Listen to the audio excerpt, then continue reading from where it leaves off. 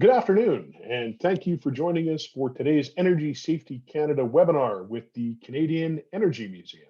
I am your host, Andrew Davis. Now, just before we get started, a few housekeeping details. Please do interact with us and ask some questions. You can send those directly to me and I'll manage them for our presenter. I'll group things together or put like questions. You can do that by accessing the chat function at the bottom of your screen. If you click chat there, a box will pop up and you can direct that question either publicly to the room or send it to me directly. Alternatively, if you are joining us from a mobile device today, you still have that same functionality. Just click on the three buttons at the bottom with that say more and click on that chat button and you'll be able to text me directly. Additionally, you can give us some feedback or answer any simple questions that may come up. If you hit that participants button, you can give us some simple feedback, the yes, no, go faster, and go slower. So just as a quick function test to make sure everyone can see and hear this presentation, please do use those yes, no buttons under the participant section and let us know if you can see and hear us. If you can't, either myself or my co-host, Robert Waterhouse, will reach out to you directly and we'll troubleshoot with you.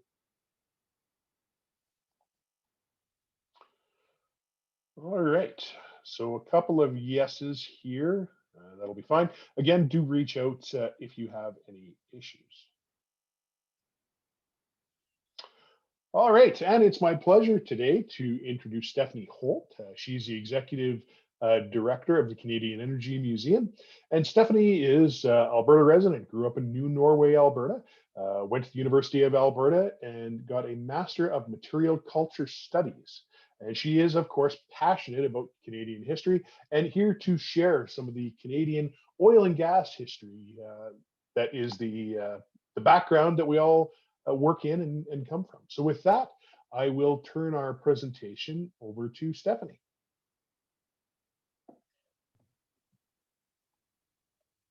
Okay, good morning, good afternoon, everybody. Just going to start sharing my presentation screen. One moment, please.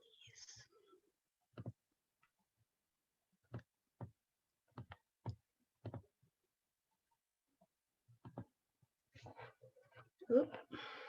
There you go, Stephanie. Okay. We're in good shape now. So I'm just going to get so that I can see the other screen too.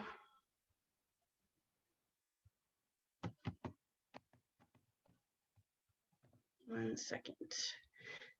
Sorry, Andrew, was that the Control tab or the Alt tab? Alt tab is what you're looking for. It's only letting me. You know what? That's fine. If anyone makes a funny face, it's fine.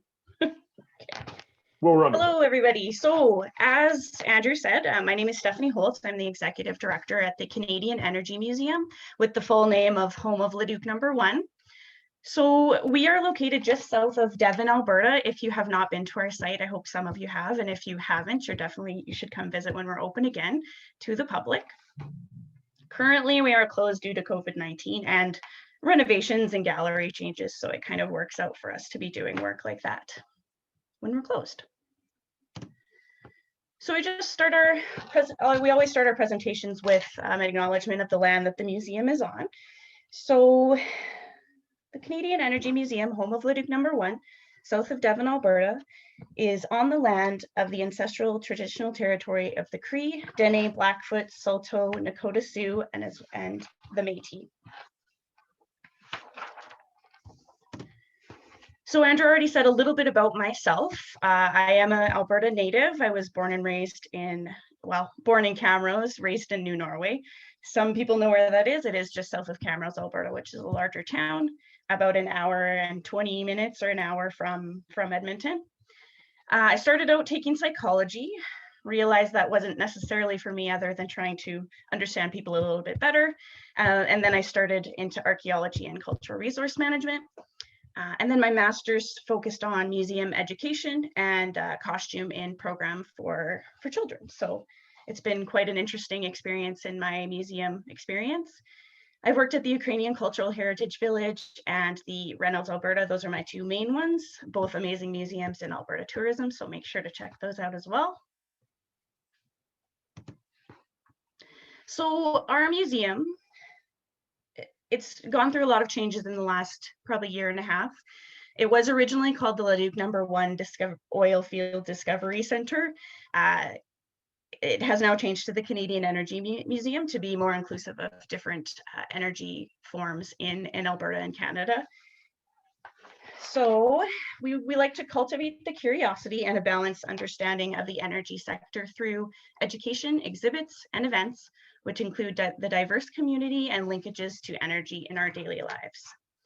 So we are certainly a place that recognizes that energy, whether it be oil or coal in Alberta, there's hydro, wind power, there's all these different energy sources that we use every day. Currently, we are heating our very, very cold homes with energy. So it's a very important thing in Alberta, and we're excited at the museum to be representing the history and heritage of that. So a little bit more background about the museum. So on the left on your screen, the picture on the left, which is from 1947, we are actually celebrating our 74th anniversary. Well, the Leduc No. 1 rig, which is currently on our site, is celebrating its 74th anniversary tomorrow. A very, very important oil strike in Alberta history. It's part of the Leduc Woodbend oil field, which is a national historic site. So our Leduc No. 1 rig and wellhead is a provincial historic site in Alberta, but the oil field that it is part of is a national historic site. So on the right side of your screen is the rebuilt, finished in 2020, the original Leduc No. 1. So it's quite exciting that we were able to bring that back to the property. It was exhibited in Edmonton, on the very edge of the south side of Edmonton, if you were seeing it on Highway No. 2, but now it's been moved back to its original home. I'm just going to admit this one person. So during its 27-year commission, this actually had 317,000 barrels of oil and, 300 million cubic feet of natural gas come from this single rig. So it is very, very important to this particular province and the world, really. The museum was founded by a group of is a passion project for a group of oil workers. One of which is still on our board at the age of 87 years old, which is pretty amazing. He has quite the wealth of knowledge about the oil industry. And so it's opened up in 1997, has been going since then. And yes, again, we hope to invite visitors back to the museum when things are hopefully a little bit back to normal after COVID, or during in a different way.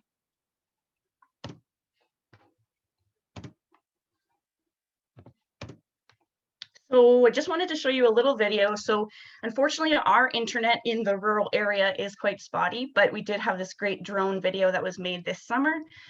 So this will show you a bit about the outside. It kind of shows you the different things that we have to think about in terms of site safety and things like that. So enjoy with a little soundtrack from Corblund.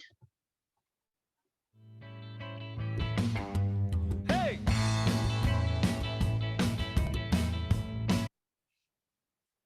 Oops. He got a real long reach in the derrick when he leans. He been all around the world on the big old rigs with the welders and the trucks on the black gold rush and the diesel burning cat motors growling in the mud. You better hire him on, he's the roughest snake around. He got the power in his hands to pull the dragons from the ground, yeah.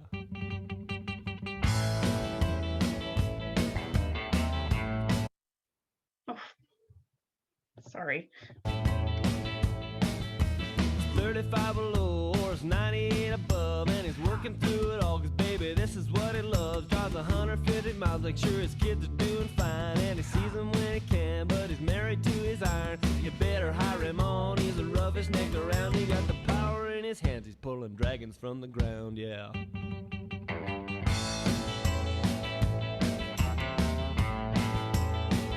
He's a good hand to have on, and he's throwing on the tongue, spin a chain and sliding high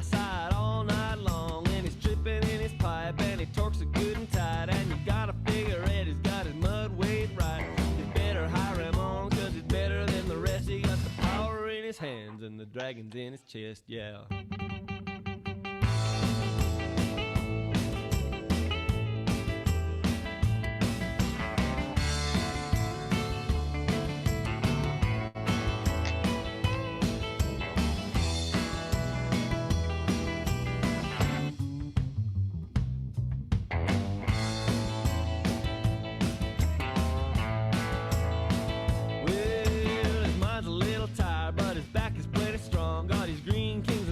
Frozen coveralls on, and he's drilling by the inch, and he's hauling on the winch, taking fuel from the tanks on his short chain shift. You better hire him on, he's the roughest neck around. He got the power in his hands to pull the dragons from the ground. Yeah, you better hire him on, 'cause he's better than the rest. He got the power in his heart and the dragons in his chest, yeah.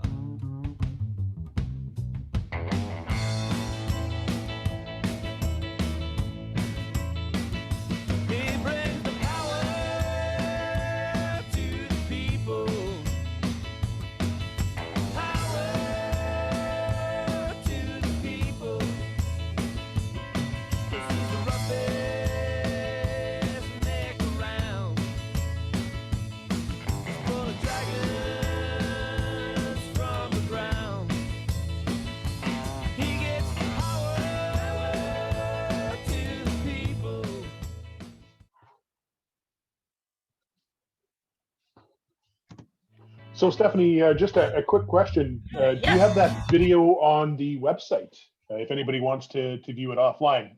So you would be able to find that on YouTube. And we did have it on our Facebook page, and I'm not sure if our social media person has put it on the website as well, but you're certainly able to find it under, if you look up Leduc #1 on YouTube, that's the thing that comes up. Okay. And, you know, I thought it was interesting. Corb Lund, when he shot his music video, it was on the other drilling rig from Command Drilling. So kind of so cultural interception. quite the amazing thing that he was on our property as well. So I think that so much of his music relates to you know, the different sectors like farming and oil in Alberta. So it's quite amazing. But that video, we were lucky enough that it was actually a person who's building up his drone experience, but he did it for free for us this summer. So we were lucky to get a video like that. I think it turned out really well. Yeah, so a little bit more about what we show in the museum. So along with the safety that I will talk about specifically for this Energy Safety Canada presentation, here's another image on the left side of Leduc #1 as it was functioning in its 27-year tenure of oil production. On the right side, oh, there just is another person in the waiting room. I'll manage that. Don't worry, Stephanie. Okay, it just pops up on my screen too, but on the top right is our belt buckle collection. So that's actually something that gets people really excited at our museum, is that we have maybe in energy as well. We do have a couple energy belt buckles, but it's a really popular thing in the oil field and those kind of energy sectors too, to give them as awards or as kind of advertising for your company. So we have over 1,100 belt buckles that we display. In the bottom right corner is our geology gallery. So not only do we talk about current day production of oil, but we talk about the way in the beginning, in the Devonian era type thing. So we have geology, we have seismology, we have coal mining, we have all sorts of different things at the museum.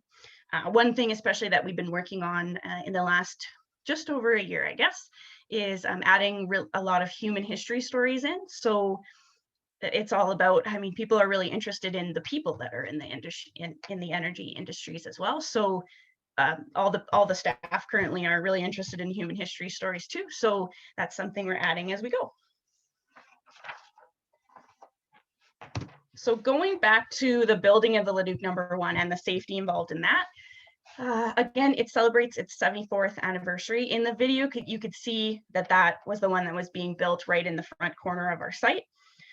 If you noticed in the YouTube video that there was a black pump jack further into the site, and that's the original wellhead of Leduc #1. But this one is repainted and restored, and they chose a different location for the Leduc #1 rig.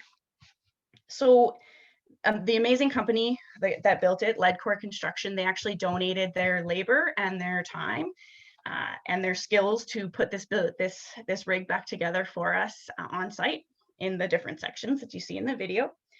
There, depending on the day, were about 4 to 6 workers, and the project was completed in about a month. Usually, I guess back in 1947, it was completed in less than a week, but those workers were used to building rigs. That was their main job, while Ledcor Construction is used to building buildings and not oil rigs. So we're happy to have them complete it safely.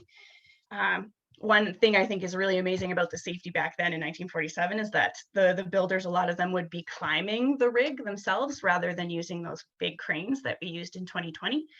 So I think safety has come a long way in terms of rig building.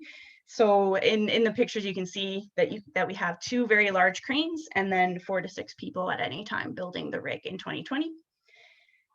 But they did not have cranes back then. They actually used the rear axle of a truck to winch items up, and then they were climbing the rigs themselves and putting the pieces together and putting the bolts in. So a different time.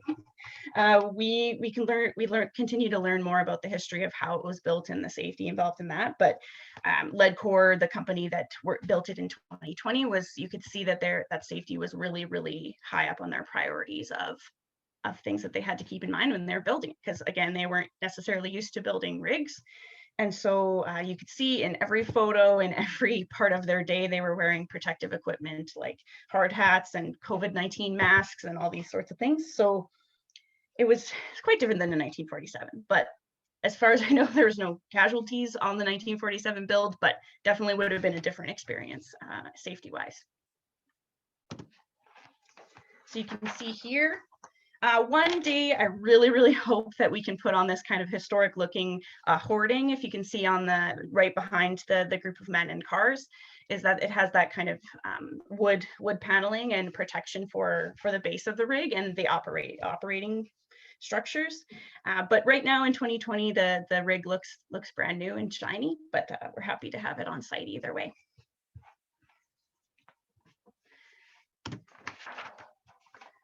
So the picture that's shown here is actually a staff favorite. We all love this image, and it will be shown in our seismology gallery. The gentleman sitting on the explosives truck, and a thing that I'm sure has changed quite a lot in the years since the 1940s. But we continue to, our safety exhibits are growing. All of our exhibits are growing and changing, but we're really wanting to show the kind of more present day of safety as well. We have some history. The gallery is a little bit smaller than we hoped, but it will be expanding for sure. We've been taking, like I said, we've been taking advantage of the slower tourism time to update the galleries, including the safety gallery. And we're always hoping to add new artifacts and information. So if anyone knows of anybody who is wanting to donate some safety equipment or safety information to the museum, then get in touch with me. That would be excellent. So just a picture of a section of our safety gallery. So if you're all working in the field, many of these things will probably look relatively familiar to you. So we have our different mannequins that show the different safety equipment or some of the pieces that we have.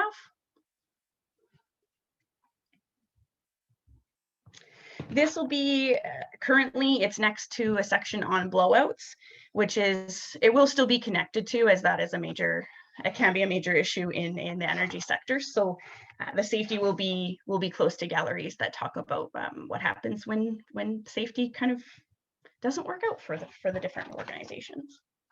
A couple examples that we have on site is the Atlantic 3 blowout, as well as the Lodgepole blowout, which is something I'll talk about later.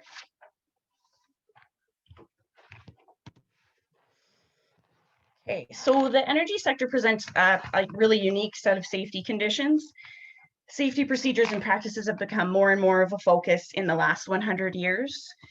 Those safety procedures have come to the forefront of the energy business. Much of the progress came hand in hand with large disasters, really disastrous things that happened that really put safety at the forefront and said, like, we need to change things in order to keep people safe in these unique and dangerous conditions. So our site and sites like those shown in the Crow's Nest Pass, which is I have a couple of examples here, are some prime examples of the disasters and safety things that really crafted the history and the heritage of Alberta and the energy safety industry. So I'll just go through and tell you a little bit about these pictures. So the top left is this one is an oxygen tank, which is about from the 1930s, 1940s. So hopefully you have one of those if you need it in your location of work. And we have a couple different, including a hand crank oxygen tank. On the top right is the Bellevue mine, which did experience a rather large disaster in the early 1900s. This is a shout out to Bellevue, is that you can still tour that mine. So if you ever get a chance, it's a really great opportunity to go see inside of it. And then at the bottom of the page is a picture of the Hillcrest mine, which is a disaster from the 1914 that I'll talk about next. So we, in our safety section and our coal mining section, which is just being developed right now, do talk quite a bit about the Hillcrest mine and what it did for worker safety, for what considerations were taken, especially in terms of workers' compensation. So the Crow's Nest Pass, if you haven't been, do go. It's a really amazing place for tourism. They have experienced their share of major disasters, including the Frank Slide, which happened in 1903. So probably most of you know the story of the Frank Slide, but many, I think it was 93 were killed in that disaster. I'd have to check that number. But then just 4 years later, after the mine explosion, lost my train. 7 years later, the Bellevue mine explosion happened, and that killed 31 miners in that coal mine. The Hillcrest mine came just 4 years after Bellevue, where 31 miners died. It was 2 hours after the morning shift had started, and the explosion from coal and methane gas killed 189 workers, everyone that was underground. So not only had the Crow's Nest Pass experienced the Frank Slide, the Bellevue mine disaster, but now they were dealing with the Hillcrest mine disaster. And this left so many people in the towns, they didn't have any support. There was women with many children to raise, and they had no support from husbands. They'd all been lost in the mining disaster. So as of 1918, the Workers' Compensation Board was put together, including the Workers' Compensation Act, which really led towards more inspections of site, more safety regulations, more training, which was a big thing, and then more compensation for either rehabilitation or if a member of your family was lost in a disaster like that. So certainly terrible tragedy that we talk about, but it did lead towards some really important changes that helped people along the way. So next, as Andrea was talking about a little bit already, is the lodgepole blowout, which probably many of you are familiar with. Started in October 1982 and lasted for 2 months. There was 2 deaths and 16 hospitalizations. So this was the worst natural gas blowout in Alberta's history. It was a big thing, a big blowout. Once the well was finally capped, there was the Energy Resources Conservation Board, and they realized that they needed to really investigate as to why this happened, why it happened more for particular types of rigs or wells. So it took a long time, and they put together a really, really thorough report. Why it happened, what happened, how to prevent it happening in the future. 2 main conclusions is that there does seem to be more blowouts at the sour gas wells than non-sour gas wells. And then several of the blowouts were either human error or equipment failure. So those were 2 things that they really focused on, is having a lot more safety training for workers, as well as more specialized equipment for those types of rigs, so that they hopefully wouldn't have as many blowouts. They made a kind of generalized plan, but it also needed to be adaptable to those. There were certain rigs, or certain wells that had more of a risk. They were either built in a different way or more pressurized, and then they had to make the safety plan adaptable for different types of locations.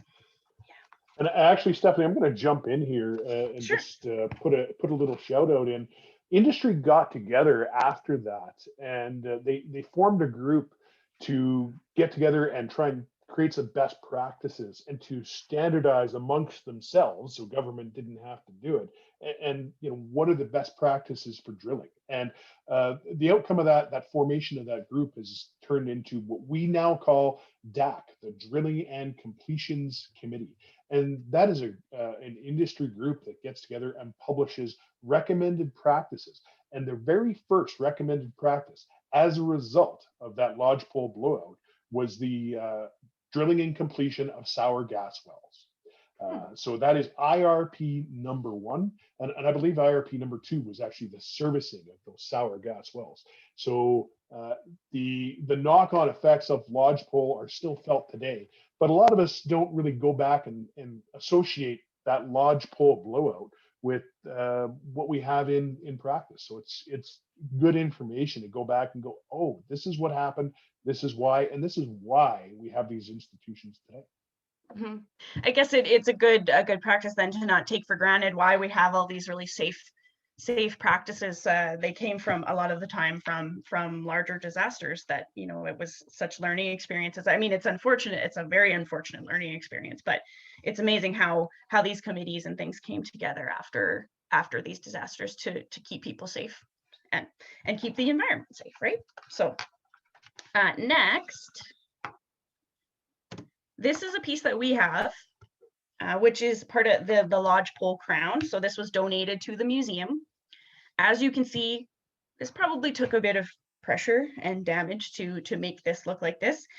So it's a really unique piece that we show at the museum, and it just goes to show that it's a dangerous business that energy sector's workers are part of. So a really unique piece that we show.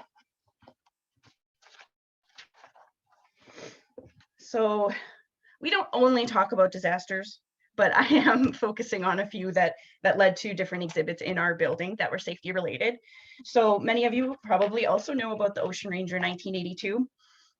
This is an epic ocean disaster. So on February 15th, what was the early hours of February 15th, a massive storm took down this particular offshore rig, the Ocean Ranger, and killed all 84 members of the crew on it. They were all lost. Only 22 bodies were recovered, which is it would be really hard to deal with a disaster like that. It sank in 90 minutes. So that goes to show you that how vulnerable some of these particular, large, you'd think that they're unsinkable type things can go down very quickly in the right conditions. So among the causes, there's lots of chatter about what the causes were, but I think the main cause was like a high level of ocean water that reached the control room through damaged portholes. So you have a massive storm and maybe not necessarily the right or all the safety procedures that needed to be in order, but also this is just conditions that is something you have to deal with in your safety procedure as well. And it's a really tragic event. It led to another important safety report, the Ocean Ranger Commission report, which you can see in the picture on the far left corner. We do actually have copies of this in our museum, the report. It was all sorts of recommendations and reasons behind why things might have failed, additional training for people in emergency situations. This was 2 years of research on the event led to this particular report. And then it was brought to the forefront of ocean drilling and really used as a piece of safety regulation. Also in the left corner there, you can see we do actually have a bolt that was recovered from the Ocean Ranger and then donated to the museum. So it's a unique story as well.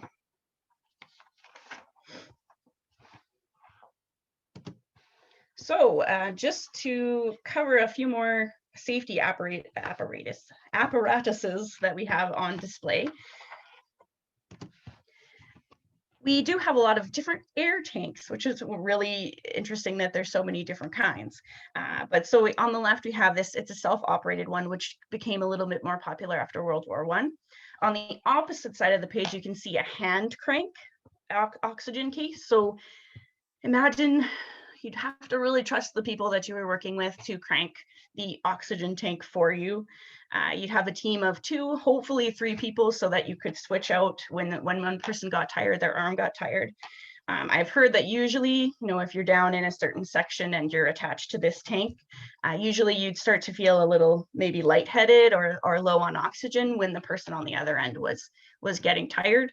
So you'd have to be hopefully trusting the person that was on the other end of your oxygen tank. So at the center top, we have it's a more modern tank for sure. And it also gives a lot more mobility and a lot more air supply. So we also have more modern tanks that would go with the person, but we just haven't had those on display yet. And then in the bottom center is kind of a wish list item that I hope to someday get, which was mostly used in coal mining. It's if you aren't sure of what that might be, it's you would take a bird, usually canary, down with you into the coal mines, and then if they passed out, you know that it was probably time for you to get out of the location that you're in, because the oxygen had gotten so low that the bird passed out. So this would actually give them a little bit more oxygen when you were able to resuscitate the canary.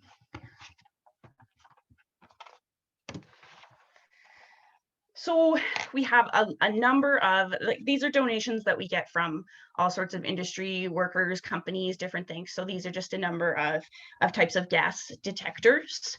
So we have quite the collection of them. We're always trying to do more research about what locations they're used in. Maybe some of you can speak to where these particular ones were used in.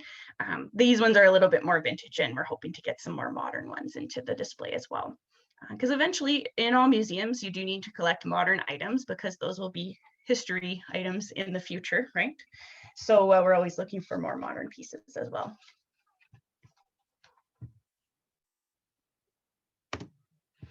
So to speak more specifically to the safety that we as museum staff have to think about, we have quite a few safety procedures, including a COVID-19 safety procedure as of the last year.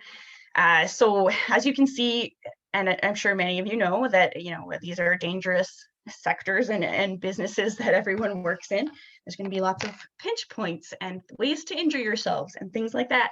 So before COVID-19, we did have a lot of touchable items. And so we do have to think about things like pinch points on all those drill bits in the lower right-hand corner, as well as on the Christmas tree here. You can see this has many different pieces where children can hurt themselves. So we have to be, you don't want to have a sign on every single thing that you have in your museum that says, don't touch or don't hurt yourself. But sometimes you have to put a few notes about, proper practice when you're touching the different pieces. So it's something that we keep in mind as we go. But these are things that we have to consider within the museum itself.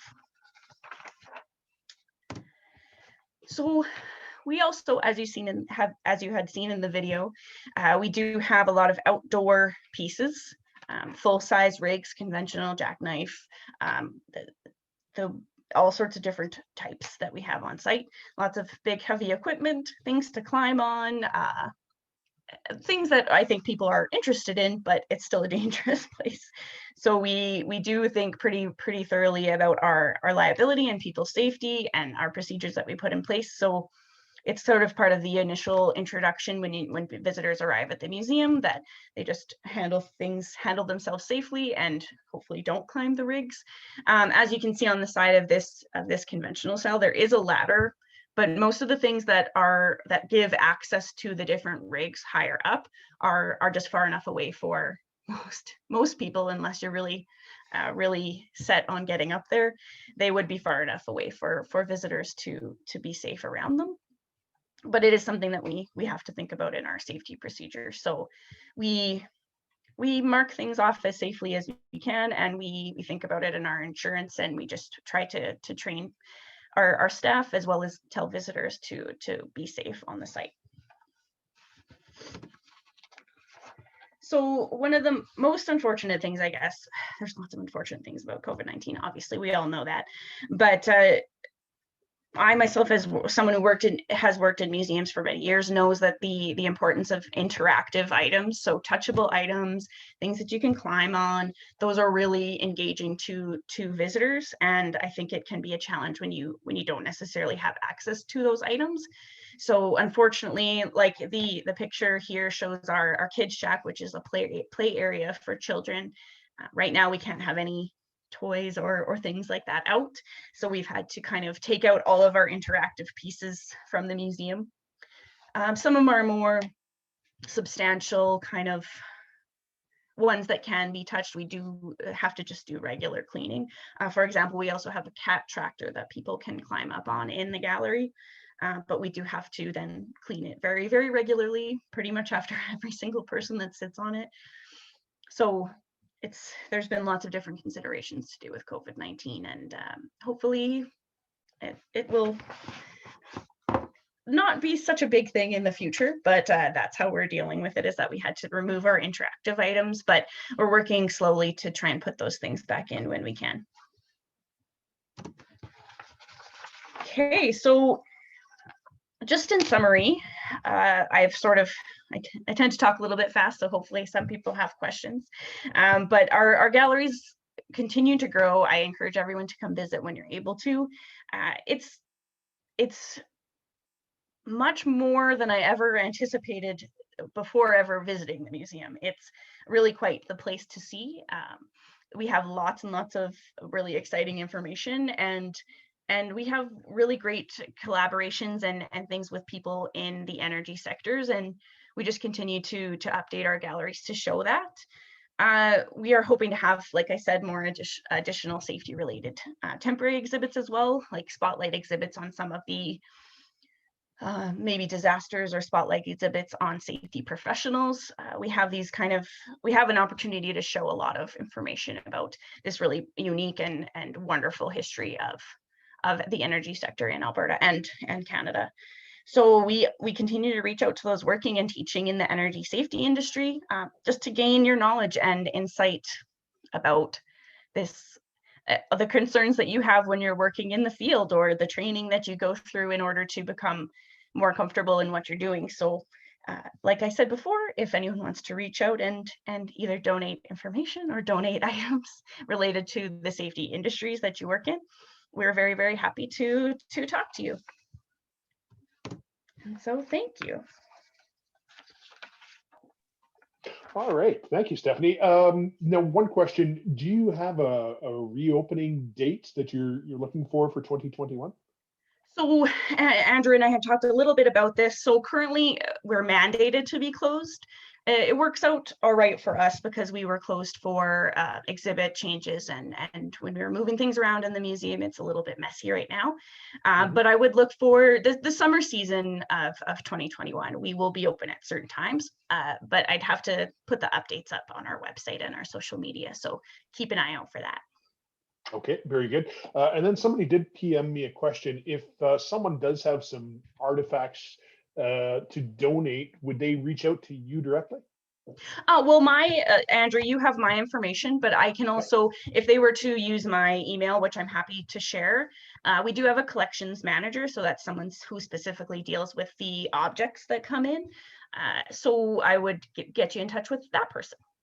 Okay, very good. I actually have a directional survey package in a giant, looks like a giant briefcase that I'm holding on to because I'm like, I don't want to get rid of that, but I don't need it. And your organization would be an excellent place to showcase how they did directional surveying in the, I'm going to guess, 70s and 80s. So. Yeah. Well, and that's one really amazing thing about our organization, is that we do have a large building. I mean, it just depends on if we say we already had the item or it didn't fit exactly the kind of mandated mission that we have. But usually we're happy to take those items. So I could put you in touch with our collections manager as well. All right, very good. I will be sure to reach out. Okay, one more question. Do you have any information on Vern Hunter from the Leduc Discovery Center? I guess that goes back to the questions about the people and the stories. Yes, so well, Vern Hunter's kind of a big deal when it comes to Leduc #1. So yes, absolutely, we do have information on him. So one thing that we've been working on in our gallery updates is kind of these spotlight on panels. So we will be really highlighting particular not necessarily particular professionals, but women in the field, people that were important to Leduc #1, all sorts of different people. So we certainly have information on Vern Hunter if I could pass it along. Okay, very good. And then, an interjection from Energy Safety Canada, we hold the well control courses for Western Canada, and Canada was the first country to develop well control training. That was actually, I believe, in the early 70s, but the previous iterations of our organization, NFORM, and then PITS before that, did inherit those. So there is some information there that we could probably offer on well control. And actually, I just remembered a good friend of mine, a former coworker, has the report from the lodgepole blowout. So much as you have the Ocean Ranger report, he does have a lodgepole report, and I'll poke him in the ribs and see if he's downside, and he'll donate that as well. So. Well, and to speak to kind of archival, like paper materials, is that we also have a publicly accessible research library. So we're always happy to add to that as well. So if people have, we do already have lots of operator manuals and things like that, but that's something we also can accept if we don't already have that type of thing, because we have this really great research library that even the public can come in and access when you make an appointment. Okay, very good. Well, I do hope that people take advantage and do come see you when you reopen. This has been pretty informative. I didn't know you had half of the things that you have, and being interested in oil and gas history, I'll be sure to bring my kids up and come pop in sometime later. Yes, excellent. Okay, I think we'll wrap up a few minutes early, give people some time before their next meeting. So just a note on some upcoming webinars that we have. On February 24th, join us for Think Twice, Lift Once, Back Care and Safety, and that is presented in association with the Saskatchewan Chiropractic Association. And then on March 3rd, join us for Practical Ergonomic Advice for Drivers. That is just added as of this morning. Actually, it may not be up on the website until this afternoon, but please do register for that.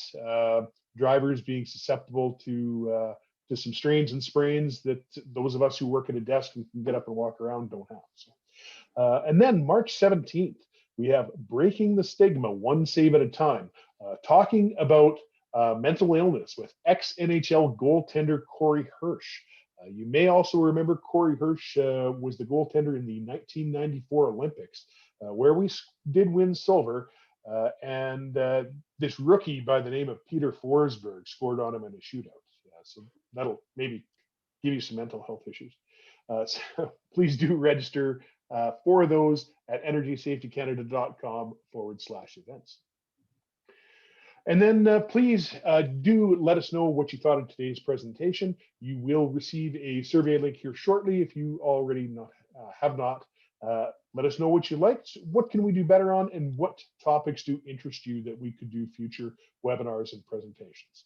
And then if you are really eager to give us that feedback, there is the link there at the bottom. But with that, I do think we are going to wrap up. I don't have any further questions.